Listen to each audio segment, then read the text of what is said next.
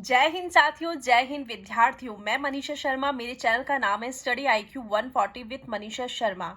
अभी फरवरी में आपका थर्ड ग्रेड का एग्जाम होने वाला है। मैं थर्ड ग्रेड में जितने भी हिस्ट्री के टॉपिक हैं वो उनको मैं नोट्स फॉर्म में आपको एक के बाद एक टॉपिक पूरा कंप्लीट कराती जाऊंगी। अभी जो हमारा चल रहा है हड़प्पा सभ्यता या सिंधु सभ्यता टॉपिक चल रहा है। तो हमने हड़प्पा सभ्यता ले लिया है। ये पहली व्यवस्थित सभ्यता है, पहली भारतीय उपमहाद्वीप की। आद्य इतिहास जिसे प्रोटो हिस्ट्री भी कहते हैं, इसमें हमारे पुरातात्विक खुदाई, मतलब इसकी क्या विशेषता होती है, पुरातात्विक खुदाई में मिले हैं ये लेख, अभिलेख, साहित्य मिले हैं, लेकिन इनको अभी तक पढ़ा नहीं जा सका है। ये इसकी लिपि जो है वो भाव चित्रात्मक है, जिसके अंदर 400 या 500 संकेत मिले हैं। अब इसके अंदर जो हमें खुदाई में मिले हैं वो अधिकांश मोहरे हैं जो सेल घड़ी की बनी होती है, मृद भांड है, मनके हैं, ईंटें भी मिली है।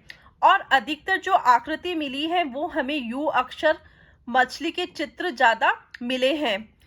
बुस्ट्रोफेडरन शैली क्या होती है, बाएं से दाएं लिखा। मैं आपको ये जो पढ़ा रही हूँ या मैं बता रही हूँ वो एग्जाम की दृष्टि से इंपॉर्टेंट चीजें बता रही हूँ। बाएं से दाएं लिखा जाता है, दाएं से बाएं लिखा जाता है, वो आपकी कौन सी शैली होती है, बुस्ट्रोफेडरन शैली होती है। ध्यान रखना, जो सिंधु सभ्यता की जो लिपि है वो भाव चित्रात्मक लिपि है और जो शैली है वो बुस्ट्रोफेडरन शैली है। अब है नदी घाटी सभ्यता, मतलब ये जो सिंधु सभ्यता है इसके समकालीन कौन कौन सी सभ्यता थी। हांगो नदी घाटी जो चीन की सभ्यता है, सिंधु घाटी जो हड़प्पा सभ्यता ये तो है ही, दजला फरात घाटी जो मेसोपोटामिया या सुमेरियन है जो इराक में है, नील नदी घाटी जो मिस्र की सभ्यता है, हड़प्पा इन सभी में सबसे बड़ी और विकसित थी। एक बार आप इसका पूरे का स्क्रीनशॉट ले लेंगे।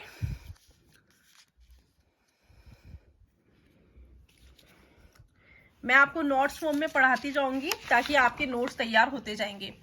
फिर है भारत में प्रागैतिहासिक स्थलों को खोजने का कार्य। आपको पता है भारत में जो प्रागैतिहासिक स्थलों को खोजने का जो कार्य है वो भारतीय पुरातत्व सर्वेक्षण विभाग करता है। इसका सर्वप्रथम जो अध्यक्ष बनाया गया था वो अलेक्जेंडर कनिंघम है और महानिर्देशक जॉन मार्शल है। अब ये जॉन मार्शल जो है ना, इनकी निगरानी में दो व्यक्ति थे, एक थे राखलदास बनर्जी, दूसरे हैं दयाराम साहनी। राखलदास बनर्जी ने तो मोहनजोदड़ो खोजा था और जो कि 1922 में, दयाराम साहनी ने 1921 में हड़प्पा खोजा था। आप ध्यान रखना, राखलदास बनर्जी बहुत बड़ा नाम है और मोहनजोदड़ो बहुत बड़ा नाम है। तो राखलदास बनर्जी को मोहनजोदड़ो ने खोजा और दयाराम साहनी ने हड़प्पा खोजा था। किसकी निगरानी में, जॉन मार्शल की निगरानी में। अब इसका नामकरण, मतलब सिंधु सभ्यता का नाम क्या क्या है। हड़प्पा सभ्यता है। क्यों हड़प्पा सभ्यता बोला जाता है, क्योंकि यहाँ पहला जो नगर खोजा गया था वो आपके हड़प्पा था, इसलिए सिंधु सभ्यता इसलिए को बोला जाता है क्योंकि ये सिंधु नदी घाटी सभ्यता में खोजा गया है। सिंधु सरस्वती सभ्यता इसलिए कहा जाता है क्योंकि आपको पता है पहले हमारे सरस्वती नदी भी बहती थी लेकिन अब लुप्त हो गई है और यहाँ पर 1947 तक 40 बस्तियां खोजी गई थी और वर्तमान में ये 1500 बस्तियां खोजी गई है। सिंधु घाटी सभ्यता कांस्य युगीन सभ्यता इसलिए बोला जाता है क्योंकि इसमें जो तांबा प्लस टिन का उपयोग किया गया है, मतलब कांसे का उपयोग किया गया है, इसलिए इसको कांस्य युगीन सभ्यता भी कहा जाता है। प्रथम नगरीय सभ्यता, हम देखेंगे इसकी जो विशेषता है नगरीय सभ्यता है, इसलिए इसको प्रथम नगरीय सभ्यता भी कहा जाता है। एक बार आप इसका स्क्रीनशॉट ले लेंगे ताकि आपको अच्छे से याद होता जाएगा। अब मैं साथियों बताना चाहती हूँ कि यह हमारी सिंधु नदी है। सिंधु नदी और गंगा नदी, सिंधु और गंगा नदी के बीच में लगभग 1100 बस्तियां थी। अब आपको बता दूं वर्तमान में 1500 बस्तियां हैं। फिर देखेंगे हम इसका काल निर्धारण। देखो, रेडियो कार्बन विधि होती है जिसे C12, इसने 3 चरणों में बांटा है। पूर्व हड़प्पाई चरण जिसे लगभग 3500 ईसा पूर्व से 2600 ईसा पूर्व में बांटा है।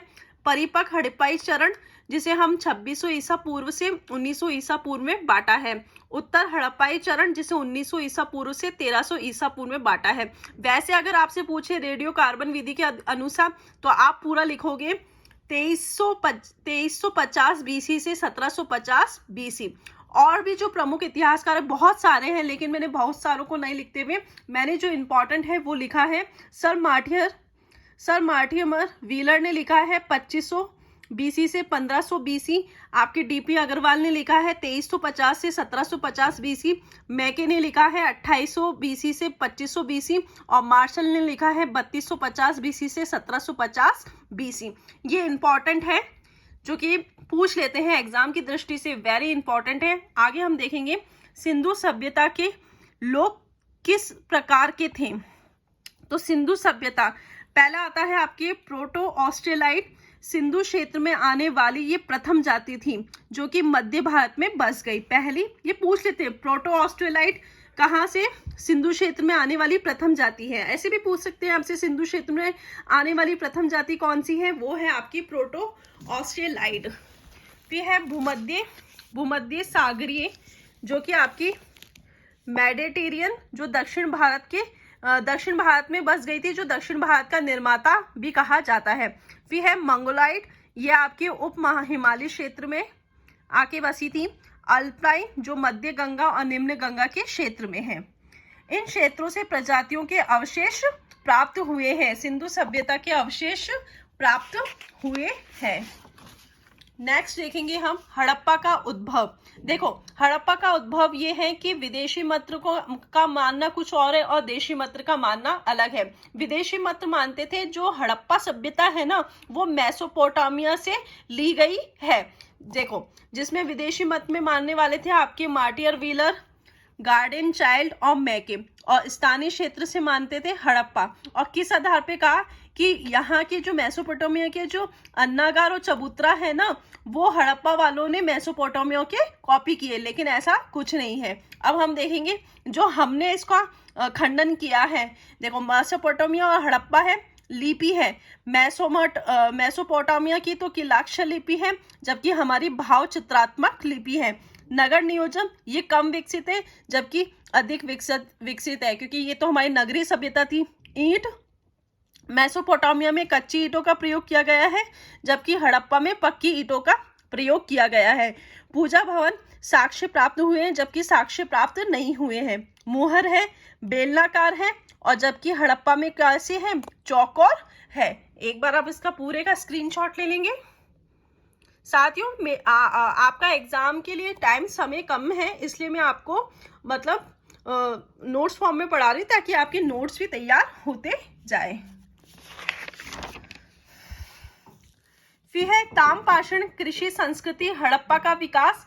बलूचिस्तान की मतलब ये संस्कृतियों का नाम है, कौन कौन सी संस्कृति का विकास हुआ है। बलूचिस्तान की संस्कृति में कुलीनाल संस्कृति है, राजस्थान की सोती संस्कृति है, चंद्रदोड़ों की झूकर झाकर संस्कृति है, हड़प्पा की सिंधु संस्कृति है और सिंधु संस्कृति सोती संस्कृति। अब इसका वेरी इंपॉर्टेंट, वो तो ऐसा कुछ नहीं था, ऐसे पूछ भी लेते हैं कभी कभार, नहीं भी पूछते हैं, लेकिन हाँ ठीक है मैच फॉलोइंग में आ जाता है कभी कभार, इसलिए मैंने इसको नोट करवा दिया है। अब है भौगोलिक विस्तार, ये बहुत इंपॉर्टेंट है। स्वरूप इसके 1500 स्थल प्राप्त किए गए हैं। त्रिभुजाकार है, पहले यहाँ पर 17 लाख वर्ग किलोमीटर में फैला था, अब लेकिन वर्तमान में 20 लाख वर्ग किलोमीटर में फैला हुआ है। आजादी के बाद अधिकांश खुदाई भारत में हुई है और वो भी गुजरात में सबसे अधिक क्षेत्र खोजे गए हैं। अब ये मैं आपको बताती हूँ, ये मैंने भारत का नक्शा बना रखा है। ये आपकी सिंधु नदी है, सिंधु नदी पूरी ऐसे जा रही है और सिंधु नदी की से ही ये इसकी 5 सहायक नदी है आपकी झेलम, चेनाब, रावी, पिपाशा, सतलज, व्यास नदी जिसे बोलते हैं। ये धोलावीरा, सुतकोटरा, रंगपुर, लोथल, ये डाबरकोट, झूकर, मोहनजोदड़ो, कोटदीजी, चंद्रहुरदड़ो, ये आपका मांडा है जो कि चिनाब नदी के पास में। देखो ये ऐसे है, ये मांडा आपके उत्तर से दक्षिण की जो लंबाई है 1400 किलोमीटर है और पश्चिम से पूरब की जो है वो है आपकी 1600 किलोमीटर। उत्तर में मांडा है, दक्षिण में दैमाबाद है। मांडा आपकी चिनाब नदी के में है और दैमाबाद आपकी गोदावरी नदी पे है। सुतकांगेडोर ये आपकी दाशक नदी, और ये आलमगीरपुर हिडन नदी के। ठीक है साथियों, ये है आपका इसका सिंधु, इसका भौगोलिक विस्तार है। अब हम देखेंगे क्षेत्रफल के आधार पे जो इसका विस्तार है, क्षेत्रफल के आधार पे जो इसका विस्तार है देखेंगे। सबसे पहले मोहनजोदड़ो है, हड़प्पा है, राखीगढ़ी है, धोलावीरा है। ये जब सिंधु घाटी सभ्यता जब खोजा गया था ना, तब इसके आधार पे विस्तार है। तो इसे हम कैसे पढ़ेंगे, महाराधा, महा से मोहनजोदड़ो, हड़प्पा, राखीगढ़ी, धोलावीरा। लेकिन हाल के खोजों के अनुसार जो आपका राखीगढ़ी है ना, राखीगढ़ी सबसे बड़ा क्षेत्र माना गया है। आप एग्जाम में देख लेना कि क्या पूछता है। अगर वो राखीगढ़ी ऑप्शन में नहीं देता है तो आप इसको ऐसे याद करोगे कि मोहनजोदड़ो सबसे बड़ा है। लेकिन अगर उसका पूछने का तरीका अलग है, वर्तमान के पक्ष में और हाल के खोजों के अनुसार पूछता है, तो राखीगढ़ी इसका आंसर सही माना जाएगा। हड़प्पा सभ्यता की विशेषता, नगर नियोजन सबसे बड़ी विशेषता है। नगर को 2 भागों में बांटा गया है, पश्चिमी हिस्सा और पूर्वी हिस्सा। पश्चिमी हिस्से में आपके दुर्ग और टीला आता है और ये ऊंचाई वाले स्थान पे बना होता है, जबकि आपका जो नीचे की तरफ जो होता है पूर्वी हिस्सा, वो आवास क्षेत्र मतलब सामान्य नागरिक रहते हैं। लेकिन आपका जो अपवाद है, अपवाद में क्या है, आपका जो ये धोलावीरा है उत्तर, मध्य, निम्न 3 भागों में बांटा गया है। जबकि सभी स्थानों को कितने भागों में बांटा गया है, सभी स्थानों को 2 भागों में बांटा गया है। जबकि अपवाद में आपका जो धोलावीरा है उसको 3 भागों में बांटा गया है, उत्तर, मध्य, निम्न भागों में बांटा गया है। दूसरा है पश्चिमी भाग दुर्गीकृत है। पश्चिमी भाग दुर्गीकृत है, आपको पता है ना पश्चिमी भाग दुर्गीकृत है, मैंने बताया 2 भागों में बांटा है, एक तो पश्चिम, दूसरा पूर्वी। पश्चिमी हिस्से में दुर्गीकृत है और पूर्वी हिस्सा आपका क्या है, जहां जनता निवास करती है। लेकिन आपका जो अपवाद में है चंद्रहुदड़ो जो है कोई दुर्गीकृत नहीं किया गया है। कालीबंगा को दुर्गीकृत किया गया है। यहाँ पे आपको पता है खेती का प्रमाण मिला है, अग्निकुंड वेदिकाएं मिले हैं, जूते हुए खेत का शवदान मिला है। तो यहाँ पे आपका जो चंद्रहुदड़ो है वो कोई दुर्गीकृत नहीं है और कालीबंगा है वो दुर्गीकृत है। और जो आपकी कालीबंगा है, कालीबंगा को भी पश्चिमी और पूर्वी भाग को अलग अलग दुर्गीकृत किया गया है। अपवाद में ये है इसका पश्चिमी मतलब कालीबंगा जो दुर्गीकृत है ना, उसके पश्चिम भाग को भी दुर्गीकृत किया गया है और पूर्वी भाग को भी दुर्गीकृत किया गया है। तीसरा जो अपवाद है वो लोथल, दोनों एक ही साथ दुर्गीकृत किए गए हैं। तीसरी विशेषता है सड़कें समकोण पे काटती हैं। चौथी विशेषता है दरवाजे खिड़कियां गलियों में खुलते हैं। मतलब जो आपके दरवाजे हैं ना वो दरवाजे खिड़कियां जो है ना वो गलियों में खुलते हैं। जबकि जो आपका अपवाद है लोथल की जो दरवाजे खिड़कियां हैं वो मुख्य सड़क पे खुलते हैं। 5वां जो विशेषता है समुचित जल निकासी की व्यवस्था थी। अपवाद बनवाली ने जल निकासी साक्ष्य नहीं मिले हैं। या आपको अपवाद सारे पता होना चाहिए क्योंकि अपवाद में से ही क्वेश्चन पूछ लेगा, क्योंकि बाकी तो आपको पता है कि जल निकासी की व्यवस्था थी और कहाँ पे जल निकासी की व्यवस्था नहीं थी, बनावली में। और ऐसे पूछ सकता है दरवाजे खिड़कियां कहाँ मुख्य सड़क पे खुलते थे, लोथल, क्योंकि आपको पता लोथल सबसे बड़ा प्रमुख बंदरगाह था तो वहां से व्यापार होता था, तो सीधी सड़कों की व्यवस्था चाहिए होती थी, इसलिए इसकी सड़कें कहाँ है, मुख्य सड़क पे खुलती थी। 6 है पक्की ईंटों का प्रयोग हुआ है, लेकिन अपवाद कालीबंगा में पक्की ईंटों का प्रयोग नहीं हुआ है। वहां पर आपके जो पूर्वी और पश्चिमी हिस्सों में जो है ना वो कच्ची ईंटों का प्रयोग किया गया है। दूसरा चंद्रहुदड़ो में भी वृत्ताकार ईंटों का प्रयोग किया गया है। ठीक है साथियों, आज की क्लास हमारी यहीं समाप्त होती है। फिर मैं आपको और पूरे